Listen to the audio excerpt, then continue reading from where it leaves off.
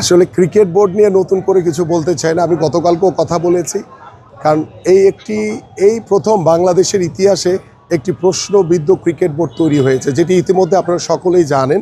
সেই ক্রিকেট বোর্ডে আমাদের যে সাবেক যে অনভিজ্ঞ ক্রীড়া উপদেষ্টা, তিনি তার স্বেচ্ছাচারিতার মাধ্যমে এই ক্রিকেট বোর্ড তৈরি করে ক্রিকেট বোর্ডকে কলঙ্কিত করেছেন এবং আমার ক্রিকেটকে ক্ষতিগ্রস্ত করেছেন। এবং এইটার পিছনে যারাই জড়িত থাকুক না কেন, ভবিষ্যতে নির্বাচনের পরে আল্লাহ যদি আমাদেরকে কবুল করে, এগুলোর সুষ্ঠু তদন্তের মাধ্যমে আমরা তাদেরকে আইনের আওতায় এনে তাদেরকে অবশ্যই তাদের বিরুদ্ধে ব্যবস্থা নিতে হবে। কারণ কারো ব্যক্তিগত স্বার্থের জন্য আমার ক্রিকেট ক্ষতিগ্রস্ত হতে পারে না, আমার দেশ ক্ষতিগ্রস্ত হতে পারে না।